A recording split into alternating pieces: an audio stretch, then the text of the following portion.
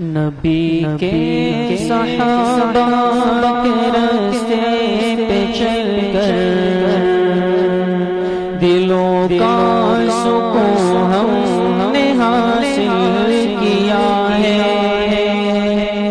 نبی کے صحابہ کے راستے پہ چل کر دلوں کا سکون ہم نے حاصل کیا ہے۔ لگا ہے نشہ جب سے جنت کا ہم کو اونچا ٹپن جس جہاں سے ہوا ہے۔ لگا ہے نشہ جب سے جنت کا ہم کو اونچا ٹپن جس جہاں سے ہوا ہے۔ وہ طائف کی وادی میں کھا کھا کے پتھر ہمارے لیے جو تڑپتا رہا تھا۔ وہ طائف کی وادی میں کھا کے پتھر ہمارے لیے جو تڑپتا رہا تھا، اسی کے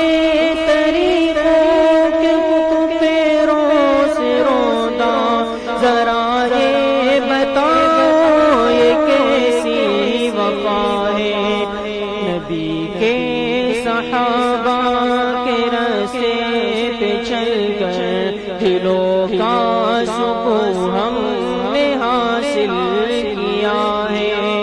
لگا ہے نشہ جب سے جنت کا ہم کو اونچا ٹپن جس جہاں سے ہوا ہے۔ یہ وہ موت ہے نبی نے بھی مانگی تھی رب سے دعائیں۔ یہ وہ موت ہے دوستوں جس کی خاطر نبی نے بھی مانگی تھی رب سے دعائیں۔ کٹایا ہے اسلام نے جس کے سر کو، خدا کی قسم وہ امر ہو گیا ہے۔ نبی کے صحابہ کے راستے پہ چل کر دلوں کا سکون ہم نے حاصل کیا ہے۔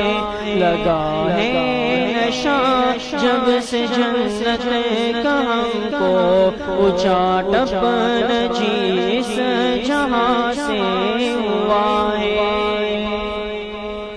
سنو احد کے پار سے یہ صدائیں انس بن نضر کی تمہیں کہہ رہی ہے۔ سنو احد کے پار سے یہ صدائیں انس بن نضر کی تمہیں کہہ رہی ہے۔ جو اللہ کی راہ میں سر کٹا وہی اصل میں عاشق مصطفیٰ ہے۔ نبی کے صحابہ کے راستے پہ چل کر دلوں کا سکون ہم نے حاصل کیا ہے۔ لگا ہے نشہ جب سے جنت کا ہم کو اونچا ٹپن جس جہاں سے ہوا ہے۔ لگا ہے نشہ جب سے جنت کا ہم کو اونچا ٹپن جس جہاں سے ہوا ہے۔ نبی کے صحابہ کے راستے پہ چل کر دلوں کا سکون ہم نے حاصل کیا ہے۔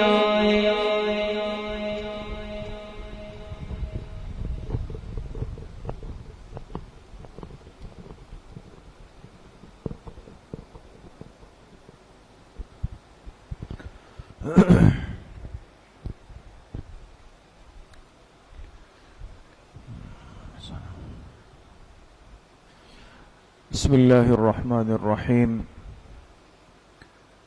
الحمد لله وكفى وسلام على عباده الذين اصطفى خصوصا على سيد الرسل وخاتم الأنبياء وعلى آله وأصحابه الأتقياء. أما بعد فأعوذ بالله من الشيطان الرجيم. بسم الله الرحمن الرحيم.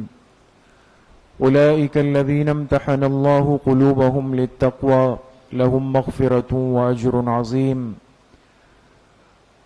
وقال رسول الله صلى الله عليه وسلم إن الله جعل الحق على لسان قلب عمر إن الله جعل الحق على لسان عمر وقلبه. صدق الله وصدق رسوله النبي الكريم. يا رب صل وسلم دائما أبدا على حبيبك خير الخلق كلهم. تمام ساتھی ایک مرتبہ محبت و عقیدت سے درود شریف پڑھ لیں. اللهم صل على محمد وعلى آل محمد كما صليت على إبراهيم وعلى آل إبراهيم إنك حميد مجيد. اللهم بارك على محمد وعلى آل محمد كما باركت على إبراهيم وعلى آل إبراهيم إنك حميد مجيد. میرے انتہائی قابل قدر دوستوں، بھائیوں اور بزرگوں، الحمدللہ ہم اس مبارک سلسلے تاریخ اسلام کی مجلس نمبر 19 میں آج سب شریک ہیں. اللہ پاک آپ سب کے اس آنے کو، اس بیٹھنے کو، سننے اور سنانے کو اپنی بارگاہ عالیہ میں قبول فرمائے اور ہم سب حاضرین و حاضرات، سامعین و سامعات کے ظاہر و باطن کی اصلاح کا ذریعہ بنائے. بات چل رہی ہے گزشتہ 18 مجلسوں سے ہمارے اس مبارک دین اسلام کی تاریخ سے متعلق. ایک مسلمان کے لیے اپنی اسلامی تاریخ سے واقفیت کیوں ضروری ہے، کس قدر ضروری ہے، اس پر آپ کے سامنے بار بار بات عرض ہوئی کہ جب ایک شخص اپنی تاریخ سے جڑ جاتا ہے اور اپنے بڑوں کی قربانیوں کو، ان کی محنتوں کو، ان کے حوصلوں کو سنتا ہے، جانتا ہے، تو اس کے لیے اس دنیا میں کام کرنا آگے ہر شعبے میں آسان ہو جاتا ہے. آج ہماری کمزوری کا، چھوٹی سی تکلیف پر آنے والی بہت جلد پریشان ہونے کا بنیادی سبب یہ ہے کہ ہم اپنی تاریخ سے بالکل نابلد اور ناواقف ہیں.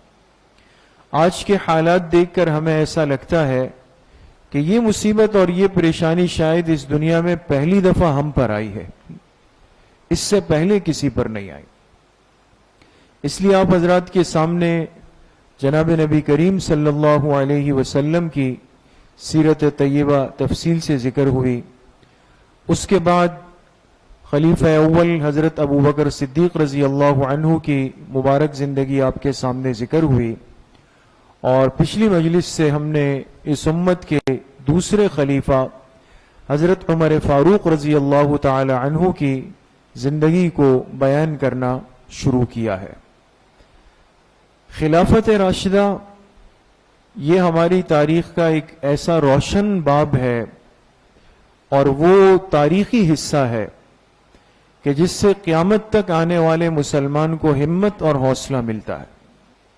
اس لیے کہ یہ وہ لوگ تھے، وہ ہستیاں تھیں، وہ حضرات تھے جنہوں نے ہر قسم کے حالات میں، تکلیفوں میں، آزمائشوں میں جناب نبی کریم صلی اللہ علیہ وسلم کو اکیلا نہیں چھوڑا ہے. ان کے لائے ہوئے دین کو کبھی بے آسرا ہونے نہیں دیا.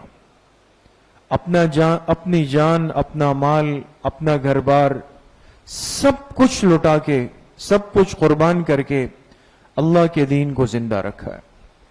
اس لیے آج میرے عزیز و دوستو بزرگوں، دنیا کے کونے کونے میں جہاں تک دنیا کی زمین پہنچتی ہے، انسان پہنچتا ہے، وہاں اللہ کے پاک پیغمبر کا دین اور کلمہ پہنچا ہوا ہے. اس کی وجہ کیا ہے؟ اس کے پیچھے ان پاک ہستیوں کی محنت اور وہ مبارک قربانیاں ہیں، اس کا فیض آج تک چل رہا ہے. ان کی زندگیوں کو سننے میں برکت ہے. اس سے دین کے ہر شعبے میں کام کرنے میں انسان کو حوصلہ اور ہمت مل جاتی. حضرت ابو بکر صدیق رضی اللہ عنہ رخصت ہوئے ان کے بعد مسلمانوں کے خلیفہ منتخب ہونے کے لیے جس شخصیت کا نام سامنے آیا اس کو دنیا جانتی ہے حضرت عمر فاروق رضی اللہ عنہ کے نام سے۔ پچھلی مجلس میں ہم نے عرض کیا تھا کہ ان کی زندگی کے 2 حصے ہیں۔ کتنے حصے ہیں؟ 2 حصے۔ ایک حصہ ہے ولادت تا خلافت۔ ولادت کس کو کہتے ہیں؟ پیدائش کو۔ ان کی پیدائش سے لے کر وہ دن جس دن ان کو مسلمانوں کا خلیفہ بنایا گیا، ایک تو وہ حصہ ہے۔ دوسرا حصہ وہ ہے جب یہ مسلمانوں کے خلیفہ بن گئے، خلافت مل گئی، خلافت تا وفات۔ یہ زندگی کا دوسرا حصہ ہے جس پر انشاءاللہ آج کی مجلس میں ہم بات شروع کریں گے۔ جی، حضرت عمر رضی اللہ عنہ کی خلافت کی کل مدت کتنی ہے؟ 10 سال 6 مہینے اور 10 دن۔ آپ کو یاد ہونا چاہیے کہ خلیفہ اول حضرت ابو بکر صدیق رضی اللہ عنہ کی خلافت کا کل عرصہ کتنا تھا؟ 2 سال 3 مہینے 10 دن۔ یہ یاد رکھیں، یہ واقفیت بہت ضروری ہے۔ خلیفہ اول کی مدت خلافت ہے 2 سال 3 مہینے 10 دن، یعنی آپ سمجھے 2.25 سال۔ خلیفہ دوم کی مدت خلافت کتنی ہے؟ 10 سال 6 مہینے اور 10 دن، یعنی تقریباً 10.5 سال ان کی کل مدت خلافت ہے۔ جی، اب ان کو خلافت کیسے ملی؟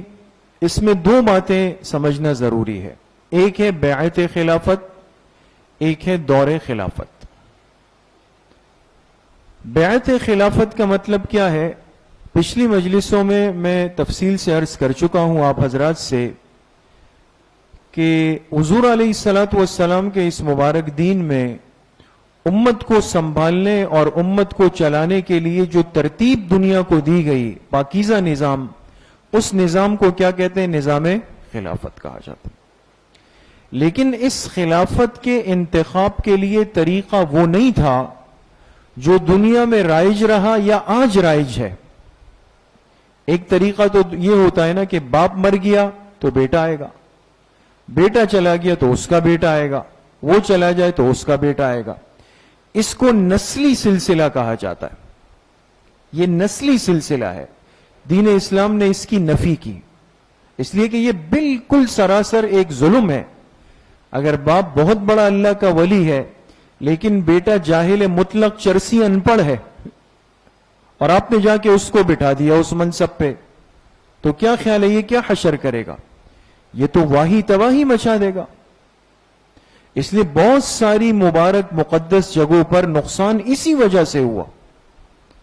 ہم نے جب یہ تصور رکھا کہ بھئی چونکہ والد چلا گیا، اس کی گدی اس کا بیٹا سنبھالے گا، اور وہ بیٹا ہے نالائق، اس کو جب بٹھا دیا تو اس نے کیا کیا؟ سب کچھ بالکل الٹ کر کے رکھ دیا۔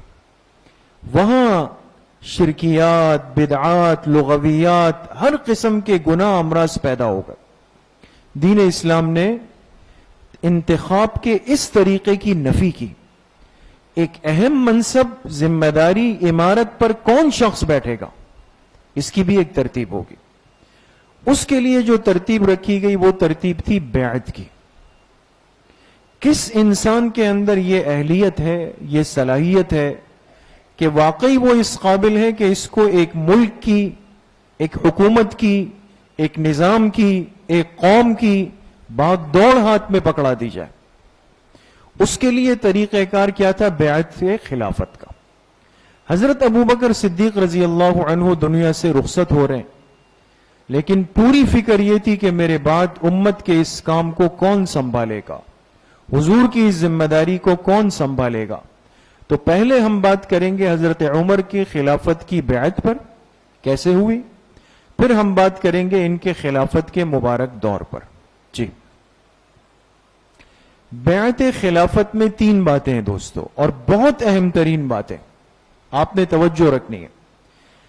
پہلی بات یہ کہ خلافت کے لیے انتخاب کیسے ہوا۔ دوسری بات، صحابہ اکرام کا آیا حضرت عمر پر اتفاق تھا بھی یا نہیں تھا؟ آج بہت سارے فتنے ہیں دوستو، بہت سارے فتنے، اور اس امت میں اتنی بڑی کمزوری آ گئی کہ ہمارے پاس ان فتنوں کے لیے کوئی جواب بھی نہیں ہوتا۔ باقی ہمارے پاس دنیا جہاں کی معلومات ہے۔ آج کے 8 سال کے بچے کو وہ کچھ پتا ہے جو ہمارے بڑے بڑے بزرگوں کو نہیں پتا ہوتا۔ وہ موبائل کا ماہر ہے، وہ کمپیوٹر کا ماہر ہے، وہ ہر چیز چلا سکتا ہے، لیکن ان سے پوچھے کہ بیٹا مسلمانوں کے دوسرے خلیفہ کون تھے، تو اس کو نہیں پتا۔ یہ باتیں آج ضروری ہے۔ حضرت عمر خلیفہ بنے تو آیا ان کی خلافت پر اتفاق تھا یا نہیں تھا؟ تیسری بات یہ کہ اس موقع پہ حضرت علی کرم اللہ وجہہ کا کیا موقف تھا؟ ان کا نام خصوصیت سے اس لیے ذکر کیا کہ بعض فتنے آج دنیا میں ایسے بھی ہیں جو نعوذ باللہ ثم نعوذ باللہ اس قسم کا ایک تأثر یا تصور پیش کرتے ہیں کہ صحابہ اکرام اور اہل بیت رسول صلی اللہ علیہ وسلم ان کے اندر آپس میں خدا نخواستہ اختلاف تھا، دشمنی تھی، بغض تھا، ناچاقی تھی، ایک دوسرے سے جلتے تھے، اس طرح کی باتیں۔ تو اس لیے آپ کو یہ آج معلوم ہوگا کہ اس موقع پہ حضرت علی کرم اللہ وجہہ جو اہل بیت کا سرچشمہ ہے، ان کا اس بارے میں کیا موقف رہا۔ جی، پہلی بات، خلافت کے لیے انتخاب کیسے ہوا؟ جی، طریقہ انتخاب، حضرت ابو بکر صدیق رضی اللہ عنہ نے جب محسوس کیا کہ اب میری وفات قریب ہے، دنیا سے جانے کا وقت آ گیا، تو کیا کیا؟ جو بزرگ صحابہ تھے، بڑے حضرات اور حضور علیہ السلام کے مقربین صحابہ، ان کو بلا کر مشورہ کیا۔ دیکھیں، اس مجلس سے، تاریخ کی مجلس سے ہم صرف معلومات نہیں لیں گے، ہم اپنی پوری زندگی کی اونچ نیچ کو سیکھیں گے۔ ہر انسان نے دنیا سے جانا ہے، ہر انسان اس دنیا کو ایک دن چھوڑ دے گا، اور چھوڑنے وقت اس کے پیچھے گھر ہے، بیوی بچے ہے، کاروبار ہے، اس کو کیا کرنا چاہیے ایسے موقع پر؟ ان حضرات کی زندگیوں سے آپ کو سمجھ آئے گا۔ کیا کیا؟ بڑوں کو بلایا، حضور کے مقربین کو بلایا۔ ان میں بڑے بڑے حضرات کون تھے؟ ایک حضرت عثمان ابن عفان رضی اللہ عنہ، عبد الرحمن ابن عوف رضی اللہ عنہ، اسید ابن حزیر رضی اللہ عنہ، حضرت سعد ابن ابی وقاص رضی اللہ عنہ، حضرت طلحہ رضی اللہ عنہ وغیرہ، اور دوسرے بڑے حضرات آ گئے۔ ان کو بٹھایا کہ اب کیا کرنا چاہیے؟ سب نے حضرت عمر رضی اللہ عنہ پر اتفاق کیا۔ سنجیدہ اور سمجھدار ذہن نے کہا کہ آپ کے بعد اس منصب کے لائق کون ہے؟ حضرت عمر رضی اللہ عنہ۔ صرف ایک صحابی تھے حضرت طلحہ، ان کے ذہن میں ایک اشکال تھا، شبہ تھا، انہوں نے وہ بھی سامنے رکھا۔ انہوں نے حضرت ابوبکر سے عرض کی کہ حضرت عمر بہت زیادہ سخت ہیں، اور سخت ہیں جیسے آپ نے سنا، مزاج میں بڑے سخت ہیں۔ اب آج تو سخت ہیں لیکن ان کے پاس اختیار نہیں ہے، کل کو اختیار بھی آئے گا خلافت کا، سختی بھی ہوگی، ہم تو کام سے چلے گئے، پھر کیا ہوگا؟ حضرت ابوبکر رضی اللہ عنہ نے تاریخی جملہ فرمایا، دوستو یہ بڑے کام کی بات ہے، فرمایا وہ یعنی عمر اس لیے سخت ہے کہ میں نرم ہوں۔ اس جملے میں بہت بڑی حکمت پوشیدہ ہے دوستو۔ بعض دفعہ ایک انسان کی سختی اس لیے ہوتی ہے کہ اس سے اوپر والا نرم ہوتا ہے۔ اب یہ جو لائٹیں، پنکھے، یہ جو نظام بجلی کا چل رہا ہے نا دوستو، ایک کامن سی سیدھی سی بات ہے، جس کے لیے کسی الیکٹریشین سے بھی پوچھنے کی ضرورت نہیں۔ آپ سے اگر کوئی پوچھے کہ بھئی یار یہ بجلی کا سسٹم الیکٹرک کا کیسے چل رہا ہے، آپ کہیں گے بھئی ایک ٹھنڈی اور گرم تار ملی ہوئی ہے، ایسا ہی ہے نا؟ ایک تار ٹھنڈی ہوتی ہے ان کی اصطلاح میں، ایک کیا ہوتی ہے؟ گرم۔ یہ دو تاریں جب مل جاتی ہیں نا دوستو، یہ کرنٹ دیتی ہے ایک دوسرے کو، اس سے یہ سارا نظام چل رہا ہے۔ اگر آپ ٹھنڈی کو ہٹا دیں تو صرف گرم کام نہیں کرے گی، وہ کیا کرے گی؟ شارٹ سرکٹ کر دے گی، ختم۔ اور اگر آپ گرم کو ہٹا کے ٹھنڈی کو چھوڑ دیں گے تو لائٹ کا نظام پورا بند ہو جائے گا، بریک فیل ہو جائے گا پورا. معلوم ہوا کہ یہ نظام کب چل رہا ہے؟ جب گرم اور ٹھنڈی دونوں کیا ہے؟ ساتھ چل رہی ہے. دیکھیں دنیا کی چیز ہمیں سمجھا رہی ہے کہ جب دونوں مزاج ایک ساتھ ہوتے ہیں تو اعتدال رہتا ہے. اب حضرت ابوبکر بہت نرم، بہت شفیق، بہت حلیم. اب اگر اس طرح کا نظام چلے تو نیچے تو کھیل کود تماشا ہو جائے سب کچھ. ایک آدمی ہوتا ہے پھر جو سختی کنٹرول لگتا ہے. اس لیے جس ادارے کے اندر یہ کہا جائے کہ جی نرمی ہی نرمی ہو، بس نرمی ہو، کسی کو کچھ نہ کہے، کرنے دے، تو پھر دیکھ لے ایک ہفتے کے بعد کیا ہوتا ہے. تالا لگانا آپ کو پڑے گا. اور جہاں پر سختی ہی سختی ہو، کسی کے لیے کوئی راستہ ہی نہیں ہو معافی کا، وہاں بھی تباہی ہے. تو فرمایا پریشان نہ ہو. عمر اس لیے سخت ہے کہ میں نرم ہوں، تو میری نرمی اور ان کی سختی نے مل کر کام سنبھال لیا ہے. کل کو میں جب نہیں رہوں گا وہ میری جگہ آ جائیں گے تو دیکھ لینا ان کا مزاج تبدیل ہو جائے گا. ان کو مطمئن کر دے. جی اب صحابہ اکرام کا اتفاق کیسے ہوا؟ جی حضرت ابوبکر صدیق رضی اللہ عنہ نے ایک وصیت نامہ لکھا اور لکھ کر حوالے کیا کن کو؟ حضرت عثمان رضی اللہ عنہ. اس وصیت نامے میں لکھا کہ تم نے جو ذمہ داری مجھے دی، صحابہ سے کہا، یعنی ایک دن وہ تھا کہ تم نے مجھے خلیفہ بنایا تھا نا اس امت کا، میں تمہیں دے رہا ہوں آج. یعنی اب میں دنیا سے جا رہا ہوں، واپس کر رہا ہوں، اور میری نظر میں حضرت عمر سے زیادہ کوئی موضوع نہیں ہے اس کام کے لیے. حضرت عثمان رضی اللہ عنہ نے صحابہ کے مجمع میں وہ پڑھ کر سنا دیا. تمام صحابہ اکرام نے ان کی خلافت پر اجماع اور اتفاق کر لیا. ایک فرد بھی نہیں تھا کہ جس نے اس بارے میں کوئی اختلاف کیا ہو کہ نہیں جی میں تو نہیں مانتا. اجماع یہ لفظ آپ نے سنا ہوگا. اجماع کی حیثیت علماء نے لکھا ہے کہ اجماع کی حیثیت ایسی ہے جیسے اس امت کے لیے قرآن پاک اور حدیث مبارکہ کی حیثیت ہے. صحابہ جس عمل پر اجماع کر لے اس پر عمل کرنا ضروری ہو جائے. سب کا اتفاق. اب حضرت علی رضی اللہ عنہ کا اس بارے میں کیا موقف تھا؟ کوئی یہ کہے کہ جی وہ تو راضی نہیں تھے، یا خدا نہ خواستہ وہ دل سے مطمئن نہیں تھے، یا حق ان کا تھا. اب آپ دیکھیں انہوں نے کیا کہا ہے. حضرت علی رضی اللہ عنہ حضرت ابوبکر صدیق رضی اللہ عنہ سے وفات کے وقت کیا کہا؟ ان سے ملنے آئے. حضرت علی نے فرمایا اے امیر المومنین، آپ کے بعد اگر عمر کو خلیفہ بنایا گیا تو ہم ان پر راضی ہیں، ان کے علاوہ کسی پر راضی نہیں ہے. یہ بات کون کہہ رہے؟ حضرت علی کرم اللہ وجہہ. ان کے علاوہ کسی پر راضی نہیں. چنانچہ حضرت عمر کے ہاتھ پر بیعت میں کوئی تاخیر نہیں کی، فوراً آ کے ہاتھ پہ بیعت کر لی. اس کا مطلب یہ ہے کہ انسان بیعت اس وقت کرتا ہے جب کیا ہو؟ اطمینان ہو. بیعت اس وقت کرتا ہے جب انسان کسی کو درست تسلیم کرے. یہ ہو نہیں سکتا دوستو کہ ایک آدمی نالائق نااہل ہو اور آپ کہیں کہ حضرت علی نے آ کے ان کے ہاتھ پر بیعت کر لی ہو. اگر نعوذ باللہ ثم نعوذ باللہ ایسا ہوتا تو اسلامی تاریخ کا ایک افسوسناک واقعہ کربلا کبھی واقع نہیں ہوتا. دیکھیں نا کتنی واضح سی بات ہے. حضرت حسین رضی اللہ عنہ نے قربانی دے دی نا، سر کٹ گیا، لیکن یزید کے ہاتھ پر بیعت کی نہیں کی.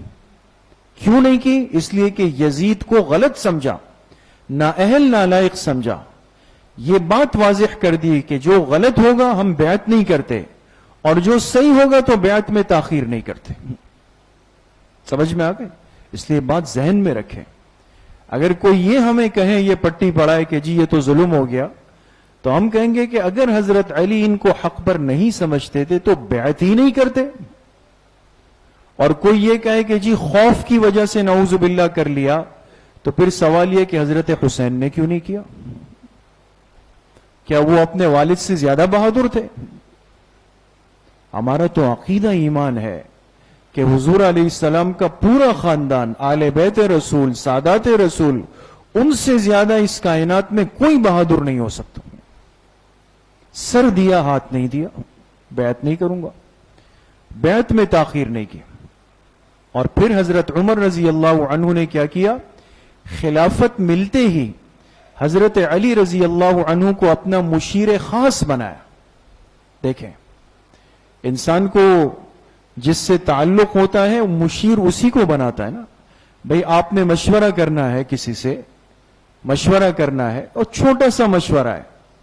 کیا مشورہ ہے؟ یار وہ خاندان میں ایک شادی آ رہی ہے، مجھے جوتے لینے ہیں۔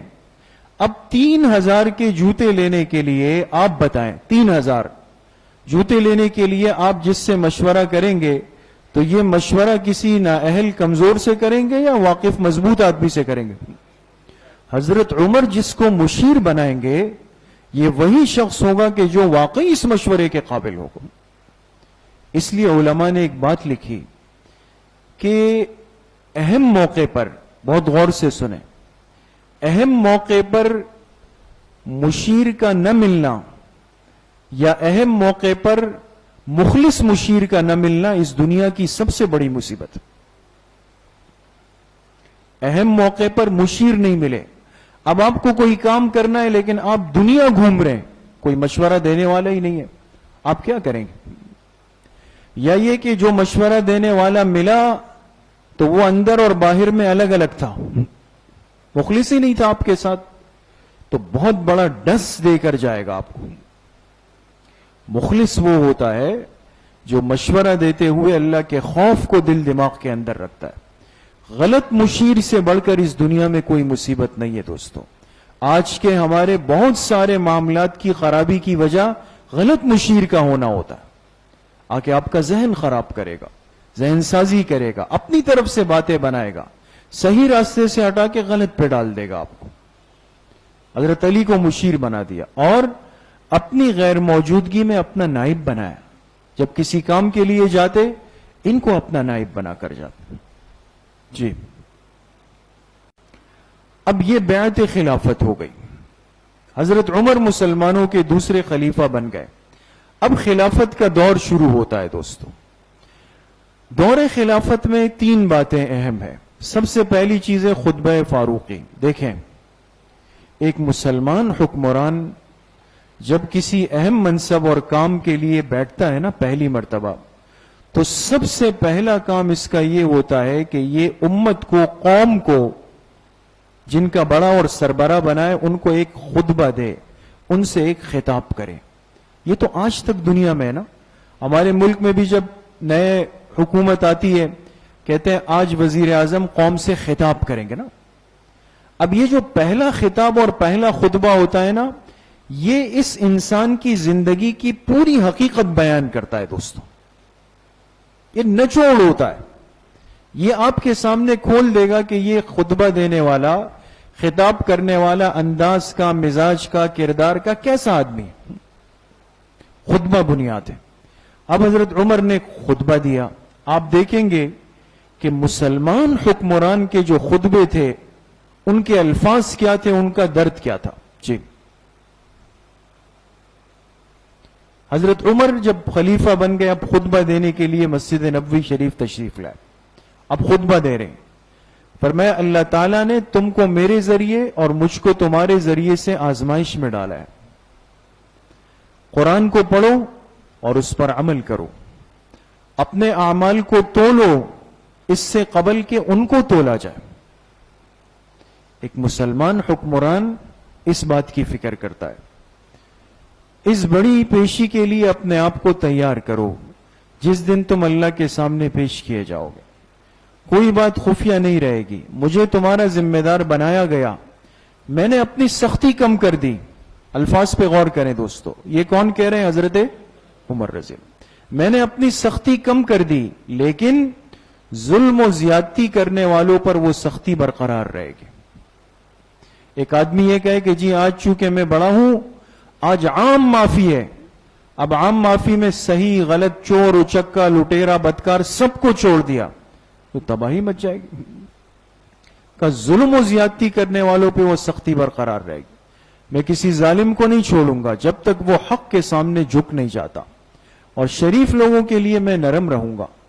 تمہارا مجھ پر حق ہے، کہ میں اجتماعی مال کو اللہ کی مرضی کے مطابق خرچ کروں گا، لوٹ مار نہیں ہوگی اس میں تمہاری تنخواہوں کو بڑھا دوں اور تمہاری سرحدات کی حفاظت کروں، تم کو ہلاکت کی جگہ میں نہ ڈالوں، تم کو زیادہ عرصے کے لیے اپنے گھروں سے دور سرحدات پہ نہ رکھوں، یعنی کہ میں یہاں مزے کروں اور تم جا کے 2-3 سال جا کے سرحد پہ کھڑے رہو، گھر سے دور نہیں، میں تمہارے گھروں کا ذمہ دار میں ہوں گا جب تک تم اپنے گھروں کو واپس نہیں آ جاتے، تم سب امر بالمعروف اور نہی عن المنکر میں میری مدد کرو۔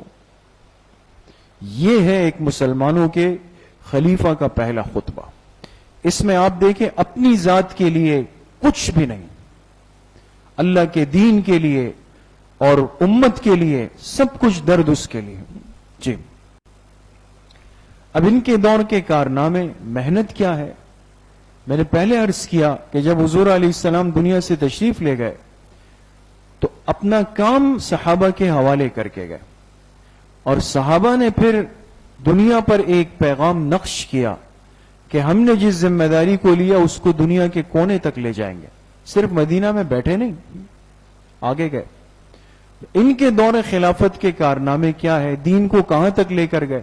جی 4 بڑی بڑی فتوحات ہوئی ہے دوستو حضرت عمر رضی اللہ عنہ کے زمانے میں، عراق، شام، مصر، افریقہ، یہ کتنی جگہ ہو گئی؟ 4۔ اور دوستو ایک اہم بات یہ کہ آپ آج کی دنیا کے نقشے کو نہیں دیکھیں گے، آج تو عراق، شام، مصر، افریقہ بہت مختصر ہو گئے نا، یہ اس زمانے کے آدھے بڑے بڑے بر اعظم ہیں۔ صرف افریقہ کے اندر یہ سارے علاقے جو آج مراکش ہے، موریتانیہ ہے، سوڈان ہے، یہ سب نائجیریا ہے، یہ سب اس کے اندر شامل ہیں۔ اس لیے تعجب کی بات آپ نے غور کیا ہو کہ یہ جو میں نے جگہوں کے نام لیے، تیونس ہے، موریتانیہ ہے، مراکش ہے، یہ افریقی ممالک ہے، لیکن آج تک یہاں کے لوگ عربی بولتے ہیں۔ ایسا ہے یا نہیں ہے؟ ہے، بالکل ہے۔ وہاں کے طلبہ جب یہاں کے مدارس میں آتے تھے، یا جو ہماری جماعتیں وہاں جاتی ہے یا وہاں سے جماعتیں آتی ہے، وہ عربی میں تکلم کرتے ہیں۔ اب سوال یہ کہ افریقہ کی تو اپنی ایک زبان ہے نا، لیکن افریقی لوگ عربی کیسے بول رہے ہیں؟ اس لیے کہ حضرت عمر رضی اللہ عنہ کے زمانے میں یہاں دین پہنچا ہے، اس لیے زبان زندہ ہے آج تک۔ جی سب سے پہلی بات ہم کریں گے فتوحات عراق پر۔ عراق کی طرف اللہ پاک کے اس دین اور کلمے کو لے جانے کے لیے حضرت عمر رضی اللہ عنہ نے 4 جماعتیں بنائی ہیں۔ کتنی جماعتیں؟ 4۔ سب سے پہلے نمبر پہ حضرت خالد ابن ولید، پھر حضرت مثنى ابن حارثہ شیبانی، ابو عبید ابن مسعود ثقفی۔ یہ ایک بات یاد رکھیں، یہ صحابی نہیں ہے، یہ تابعی ہے، آگے بات آئے گی۔ اور چوتھے نمبر پہ حضرت سعد ابن ابی وقاص رضی اللہ تعالی عنہ۔ یہ کتنے حضرات ہو گئے؟ 4۔ ان میں سے یہ 3 صحابہ ہے، 1، 2 اور 4 والے۔ یہ ابو عبید ابن مسعود ثقفی جو ہے یہ بڑے درجے کے تابعی ہیں، لیکن انہوں نے حضور علیہ السلام کی زیارت نہیں فرمائی، زیارت نہیں کی، لیکن ایمان بڑا مضبوط تھا، آگے ایک واقعہ آئے گا۔ یہ تابعی تھے، تو 4 جماعتوں کی تشکیل کی، لیکن ایسا نہیں تھا کہ ایک ساتھ تشکیل کر دی۔ حضرت خالد ابن ولید کو الگ جگہ بھیج دیا، اور مثنى ابن حارثہ کو سب سے پہلے روانہ کیا عراق کی طرف، یہ سب سے پہلے گئے ہیں۔ بعد میں ان کی درخواست پر ابو عبید ابن مسعود ثقفی گئے ہیں، اور پھر ان کے انتقال کے بعد، ان دونوں حضرات کے بعد، پھر حضرت سعد ابن ابی وقاص رضی اللہ تعالی عنہ تشریف لے گئے ہیں۔ جی اب دیکھیں، بہت غور کریں گے، دماغ کو حاضر رکھیں۔ 2 معرکوں کا ذکر آئے گا، ایک ہے معرکہ جسر، ایک ہے معرکہ بوید۔ جسر جو ہے نا، عربی زبان میں جسر کہتے ہیں کس چیز کو؟ جسر کس کو کہتے ہیں؟ پل کو۔ پل جانتے ہیں؟ حدیث پاک بھی ہے نا مشہور، الموت جسر یوصل الحبیب الی الحبیب۔ آپ علیہ السلام نے فرمایا موت سے ڈرو نہیں، اپنی امت سے فرمایا موت تو پل ہے جو ایک محبوب کو دوسرے محبوب سے ملا دیتا ہے اللہ پاک سے. ہماری چونکہ زندگی کے معاملات خراب ہیں اس لیے موت کے تذکرے سے ڈر لگتا ہے اور موت سے ڈر لگتا ہے. جو زندگی ترتیب پہ بنا کر ریکارڈ صاف ستھرا رکھتے ہیں نا وہ نہیں ڈرتے دوست. کہتے ہیں اللہ سے کب ملاقات ہوگی. یہ معرکہ جسر ہوا اس لیے کہ آگے تذکرہ آئے گا ایک پل کا, اور یہ معرکہ بوئب یہ ایک نہر ہے. دریائے فرات سے ایک چھوٹی نہر نکلتی تھی, اس نہر کا نام تھا بوئب. یہاں پر بھی ایک بڑا تاریخی معرکہ ہوا. ان دو تاریخی معرکوں کا ذکر آئے گا. اچھا, اب سب سے پہلے آپ حضرات یہاں توجہ کریں گے. یہ جسر ہے. جسر پہ کسرا جو ایک بڑا مشہور بادشاہ گزرا, اور اس کی ماتحتی میں پورا فارس ایران جو آج کا ہے یہ اس کی ماتحتی میں تھا. اس جگہ کی طرف حضرت عمر رضی اللہ عنہ نے ایک بڑی جماعت بھیجی اور اس کا امیر بنایا کس کو؟ مثنى ابن حارثہ شیبانی کو, اور یہ صحابی ہے رضی اللہ عنہ. ٹھیک ہے, ان کو امیر بنا کر بھیج دیا. یہ چلے گئے. جب یہ پہنچے تو وہاں پر جو ایرانی فوج تھی وہ بہت بڑی تعداد میں آئی اور چاروں طرف سے آئی, اور انہوں نے مسلمانوں کے اس لشکر پہ چاروں طرف سے دباؤ ڈالا.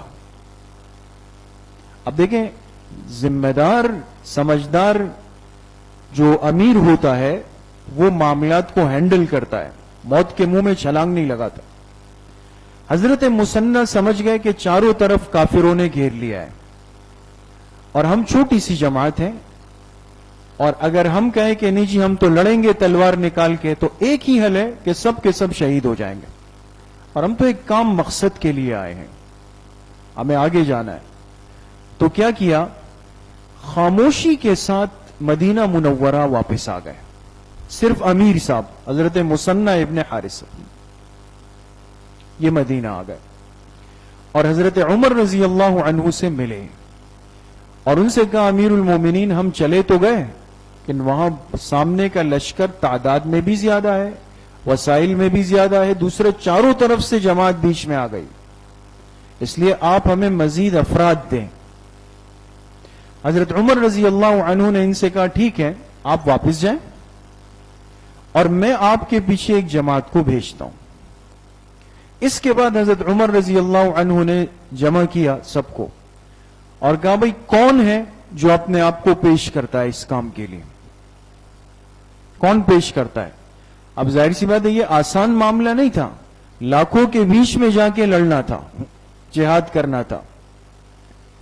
اب ایسی بات اچانک ہو جائے تو ایک دوسرے کو لوگ دیکھیں گے کیا. سب سے پہلے جس شخص نے ہمت کی اور کھڑے ہوئے وہ کون تھے؟ ابو عبید ابن مسعود ثقفی. اور میں نے ابھی ایک بات عرض کی کہ یہ صحابی ہے نہیں, یہ تابعی ہے.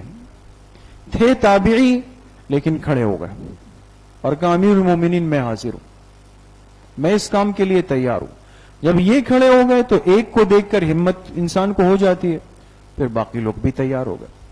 تو حضرت عمر ان سے بڑے خوش ہوئے اور ان سے کہا ابو عبید تم صحابی تو نہیں ہو, تم نے حضور کی صحبت نہیں پائی, لیکن یہ کہ تم نے اللہ کے حکم میں تعجیل کی ہے, اپنے آپ کو پہلے پیش کیا ہے, لہذا اللہ کو یہ عمل بہت پسند ہے.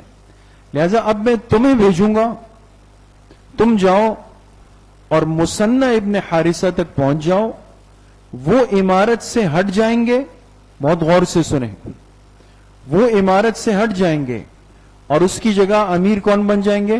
آپ بن جائیں. حالانکہ یہ تابعی ہے, وہ صحابی ہے اور ان کے لشکر میں ہزاروں صحابہ تھے, لیکن اس موقع پہ حضرت عمر رضی اللہ عنہ نے ان کو ایک بہت اہم نقطے کی بات کی تھی.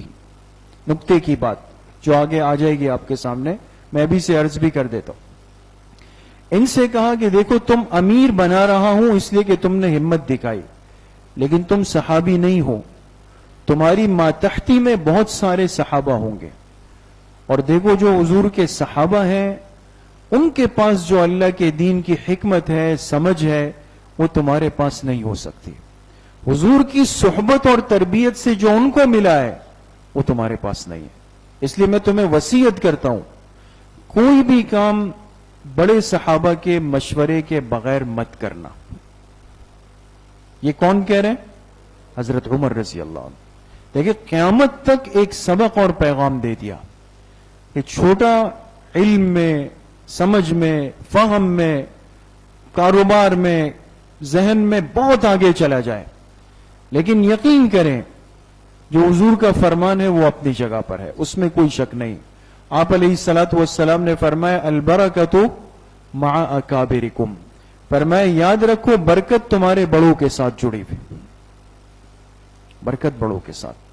تو بعض دفعہ ہمارے نوجوان ساتھی ذرا جذباتی سے ہوتے ہیں، ہمارے پاس تھوڑا سا علم بھی آ جاتا ہے، تھوڑی سی ذہانت آ جاتی ہے، تھوڑی سی مہارت آ جاتی ہے، ہم کہتے ہیں یار یہ بڑے پرانے ہیں، یار پرانی باتیں کر رہے ہیں، ان کی سوچ ذرا پسماندہ سی ہے وہ.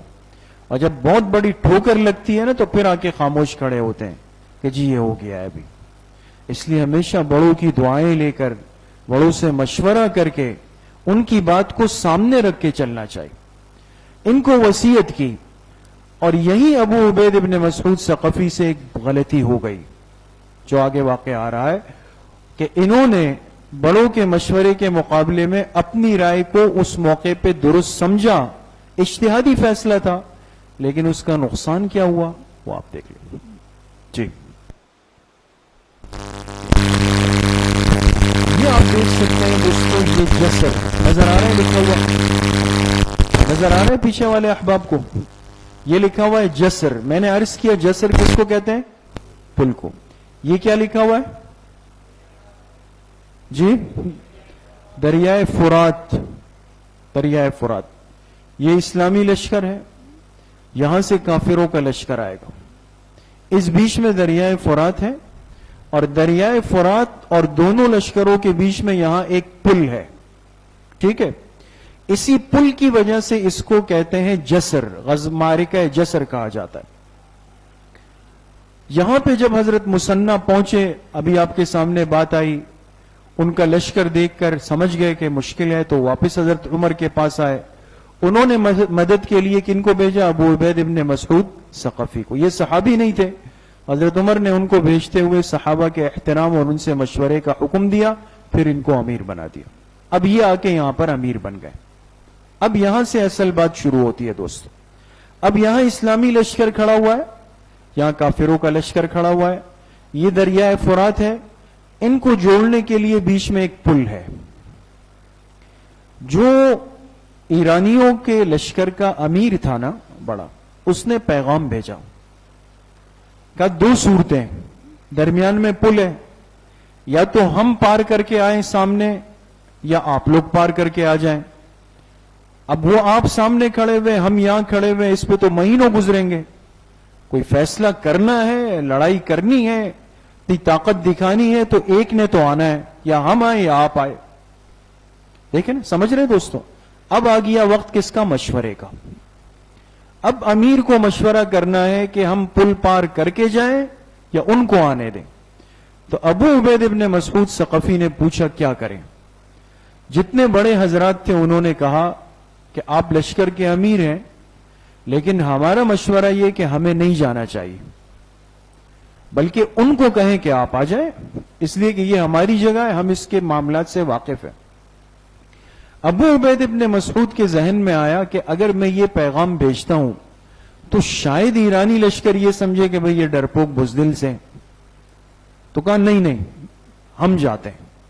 انہوں نے کہا آپ امیر ہیں، آپ فیصلہ کر سکتے ہیں. بڑوں کے مشورے کو انہوں نے پیچھے کر دیا، اپنی رائے آگے کر دی. لیکن میرے عزیزوں دوستوں بزرگوں، ایسے موقعوں پہ یاد رکھیں، کبھی ان بڑوں کے لیے دلوں میں کمزوری کے جذبات نہیں آنے چاہیے. یہ اجتہادی معاملات کہلاتے ہیں، اور اجتہادی خطا پر اللہ کے ہاں کوئی پکڑ نہیں ہوتی ہے دوست. انہوں نے کہا ہم جاتے ہیں.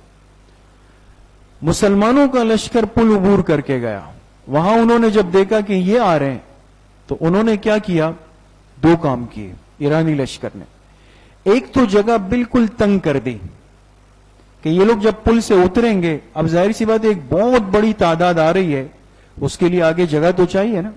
انہوں نے اس جگہ کو تنگ سے تنگ کر دیا کہ یہ پھنس جائے بیچ میں. دوسرا یہ کیا کہ ہاتھیوں کا ایک دستہ منگایا. ہاتھی عام طور پہ عرب اونٹوں پہ یا گھوڑوں پہ بیٹھ کے لڑتے تھے، لیکن ایرانیوں کے پاس ہاتھی تھے. انہوں نے ہاتھیوں کا دستہ بھجوایا اور اس کو آگے رکھا. اب جب مسلمانوں کی کل تعداد تھی 9000. کتنی تعداد تھی؟ 9000. یہ 9000 کا لشکر عبور کر رہا ہے ایک پل کو. سامنے پہنچے، پتہ چلا کہ ایک تو جگہ تنگ ہو گئی ہے، ایک دوسرا انہوں نے ہاتھیوں کو آگے کیا. اب تھے صحابہ کے پاس گھوڑے، اور اس گھوڑے نے، اس جانور نے ہاتھی دیکھا نہیں تھا. اب ایسا عجیب و غریب جانور دیکھا تو گھوڑے بدک گئے. اب صحابہ اس کو آگے کرتے تھے، گھوڑے پیچھے بھاگتے تھے. اب ایک پریشانی یہ بن گئی، جگہ تنگ ہو گئی، اور اس سے ایرانی لشکر نے بھرپور فائدہ اٹھایا. اور اس میں ایک بڑا حادثہ یہ ہو گیا کہ جو امیر تھے ابو عبید ابن مسعود ثقفی، یہ اپنے گھوڑے سے اتر گئے اور ایرانی لشکر کی طرف تلوار لے کے جانے لگے. اور ایک ہاتھی بپھر چکا تھا، بالکل پاگل ہو چکا تھا، اس نے اپنا پیر اٹھا کے ان کو کچل دیا. تو ظاہر سی بات ہے، ہاتھی کے پیر کے نیچے جو آیا تو ختم. تو مسلمانوں کے جو امیر تھے ابو عبید ابن مسعود، وہ ہاتھی کے پیر کے نیچے کچل کے وہیں شہید ہو گئے. ایک تو یہ بہت بڑا صدمہ ہوا. پیچھے ایک شخص نے بہت بڑی غلطی کی. یہ ابو عبید ابن مسعود ثقفی کا بہت قریبی رشتہ دار تھا. اس نے جب دیکھا کہ بھئی ہمارے عزیز جو امیر تھے وہ شہید ہو گئے، ایسا نہ ہو کہ باقی لشکر کے حوصلے ٹوٹ جائیں، اس نے کیا نادانی کی کہ جو یہ ایک پل بنا ہوا تھا نا، یہ پل گرا دیا، توڑ دیا، تاکہ پیچھے کسی کو جانے کی سوچ ہی نہ ہو. بھئی کشتیاں جلا دی ہم نے، اب تو ہمیں لڑنا ہے. لیکن اتنی تنگ جگہ میں 9000 کا لشکر پھنس گیا، امیر شہید ہو گئے، پیچھے جانے کا پل بھی توڑ دیا گیا. نتیجہ کیا ہوا کہ 9 میں سے 6000 صحابہ اس میں شہید ہو گئے، اور بہت بڑی تعداد دریائے فرات کے اندر ڈوب گئی. 3000 کا لشکر رہ گیا، اور یہ بہت بڑا نقصان ہو گیا. اور اسی موقع پر وہی صحابی جو حضرت عمر کے پاس گئے تھے، حضرت مثنى ابن حارثہ، جو پہلے امیر تھے نا، امیر تھے، ان کو ہٹایا گیا. انہوں نے حالات کو دیکھتے ہی فوراً امارت کا جھنڈا سنبھال لیا. یہ بڑے سمجھدار تھے، اور یہ دیکھ لیا کہ بھئی لشکر کا 2/3 حصہ تو چلا گیا، شہید ہو گیا، 3000 رہ گئے، اب حکمت کے ساتھ نکلنا ہے. تو 3000 کے 2 حصے بنائے، 1500 ہو گئے. 1500 کو لے کر کے خود آگے بڑھے، پیدل، گھوڑے چھوڑ دیے تاکہ یہ کہانی ختم ہو جائے. اور باقی 1500 سے کہا کہ پیچھے پل کی عارضی تعمیر جلدی شروع کرو، پل بناؤ. اب پیچھے پل بن رہا ہے اور انہوں نے آگے مقابلہ شروع کیا. جیسے ہی پل بنا تو مثنى ابن حارثہ 3000 کے لشکر کو واپس لے کر یہاں سے مڑ کے واپس آ گئے. 3000 ساتھیوں کو لے کر یہاں واپس آ گئے. اور واپس آنے کے بعد اب یہاں سے خط لکھا امیر المومنین حضرت عمر رضی اللہ عنہ کو کہ حضرت ہمارے ساتھ تو بہت بڑا حادثہ ہو گیا، امیر جو ہے وہ بھی ہاتھی کے پیر کے نیچے کچل کے شہید ہو گئے، اور 6000 ساتھی شہید ہو گئے، اب ہم کیا کریں. حضرت عمر کو بہت بڑا صدمہ ہوا کہ اتنے ساتھی چلے گئے. لیکن انہوں نے کیا کیا کہ ان کی مدد کے لیے انہوں نے سمجھدار حضرات کو منتخب کیا اور ان کو 2 بڑی جماعتیں دے کر ان کی مدد کے لیے روانہ فرمایا. اب وہ کیا ہوا اس کا تذکرہ. جی اب یہ دیکھیں، اب حضرت عمر رضی اللہ عنہ کی طرف سے 2 حضرات، 2 جماعتیں بھیجی گئی. اب آپ یہ غور کریں گے، یہ علاقہ ہے نجف کا، نجف جو اب عراق میں ہے. یہ حضرت عصمہ تھے، ان کو ایک جماعت دی لیکن کہا کہ آپ اس طرف سے جائیں. ایک صحابی ہے حضرت جریر ابن عبداللہ بجلی رضی اللہ عنہ، جو بڑے حسین و جمیل تھے، ان کو قادسیہ کی طرف سے بھیجا. اب دیکھیں جانا سب نے کہاں پر ہے؟ بوید میں. اصل جگہ یہ ہے، لڑائی یہاں ہونی ہے، لیکن سب کو ایک راستے سے نہیں بھیجا. حضرت عصمہ اس طرف سے آ رہے، جریر ابن عبداللہ اس طرف سے آ رہے، مثنى ابن حارثہ اس طرف سے آ رہے. اب دیکھیں جماعتیں 3 الگ الگ راستوں سے آ رہی یہ آگے. اور 3 یہاں پر پہنچ گئی. اور مسنہ ابن حارثہ اب امیر تھے, یہ بڑے سمجھدار تھے. انہوں نے کہا ایک جماعت بن کے نہیں لڑیں گے بلکہ 3 حصے بنا دیے جماعت کے. ایک حصے کو دائیں طرف رکھا, ایک کو بیچ میں رکھا, ایک کو بائیں طرف رکھا. آپ حضرات جب کتابوں کا مطالعہ کریں گے نا دوستو, اسلامی تاریخ اور اسلامی کتابوں کو ضرور مطالعے میں رکھیں. آپ کو ایک لفظ ملے گا کہ جہادی جتنے معرکے ہوئے ہیں تاریخ اسلام میں جہاد ہوئے ہیں, ایک لفظ ملے گا کہ میمنہ میں, میسرہ میں, قلب میں. یہ 3 الفاظ. قلب اس دستے کو کہتے ہیں جو بیچ میں چلتا ہے, بیچ والے دستے کو کیا کہتے ہیں؟ قلب. جو دائیں طرف چلتا ہے اس کو کہتے ہیں میمنہ, کیا کہتے ہیں؟ اور جو بائیں طرف چلتا ہے اس کو کہتے ہیں میسرہ. تو یہ کتنے دستے ہو گئے؟ 3. تو حضرت مسنہ نے ایک میمنہ بنایا, ایک قلب بنایا, ایک میسرہ بنایا. کہ 3 حصوں میں ہو کے آگے چلیں گے. جی اب دیکھیں, اب آپ کو پورا سمجھ آئے گا. اب یہ مسلمانوں کی 3 جماعتیں, یہ ہے میمنہ, یہ ہے قلب, یہ ہے میسرہ.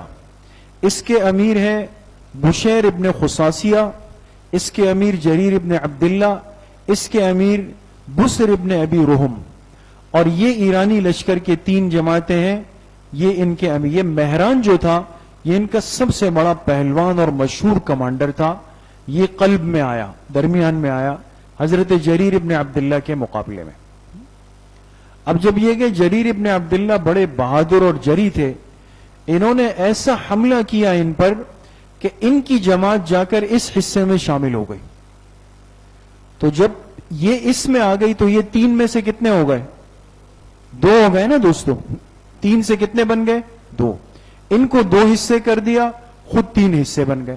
پہلے ان کو ایک ترتیب میں دبا دیا, کم کر دیا, اور اب ان سے بھرپور معرکہ کیا. جی اب دیکھیں, اب مسلمان دیکھیں 3 ہیں, 1 2 3, اور کافر کتنے ہو گئے؟ 1 2. انہوں نے مل کر کے اس کا مقابلہ کیا اور انہوں نے ان کا مقابلہ کیا اور ان کو پیچھے کی طرف بگا دیا. اب یہ ہزاروں میں ہے, یہ لاکھوں میں ہے, ان کا پیچھے شروع کیا. جی یہ دیکھیں, اب مسلمانوں نے کیا کیا, یہ جو 2 جماعتیں تھیں انہوں نے دائیں بائیں ہو کر اس کو یہاں دبا دیا, انہوں نے یہاں آ کر اس کو دبا دیا, دیوار سے لگا دیا بالکل. اب ظاہر سی بات ہے جس کی جگہ تنگ ہو جائے تو وہ پھنسے گا, جیسے پہلے مسلمان ہو گئے تھے. اور ان کی خوب پٹائی کی یہاں پر. اب دیکھیں, اب یہاں پر یہ معاملہ چل رہے ہیں اور مسلمانوں کے امیر مسنہ ابن حارثہ نے کیا کیا, یہ خاموشی سے بیچ سے گئے اور درمیان میں جو پل تھا نا, جا کے اس بیچ کا راستہ بند کر دیا. اب کافر یہاں پہ پھنس گئے, واپسی کا راستہ بند ہو گیا, اس درمیان میں پس کر رہ گئے. اور آپ کو یہ الفاظ شاید سن کر حیرانی ہو, لیکن مستند تاریخ میں لکھا ہے کہ مسنہ ابن حارثہ کے اس لشکر نے ایرانی لشکر کے 1 لاکھ سے اوپر فوجیوں کو قتل کیا. 1 لاکھ.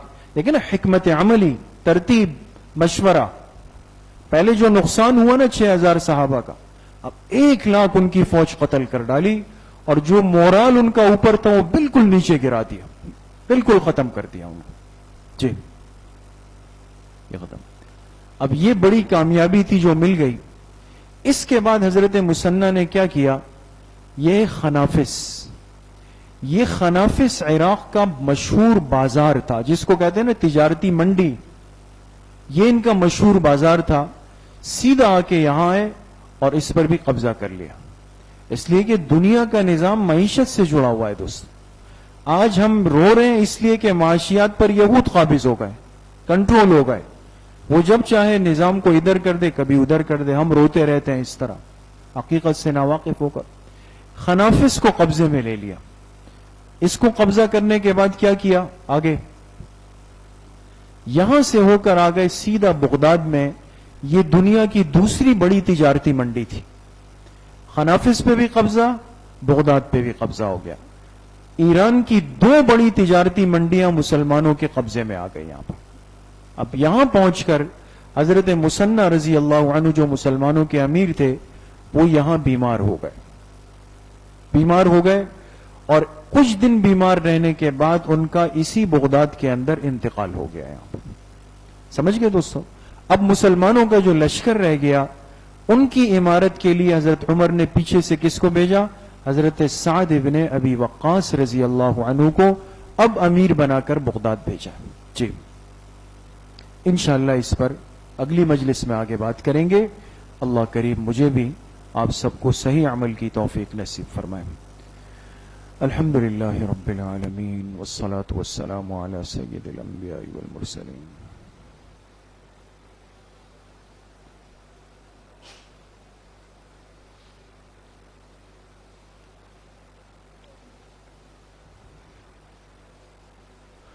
وصلی اللہ وسلم علی نبینا محمد وآلہ واصحابہ اجمعین برحمتک. السلام علیکم.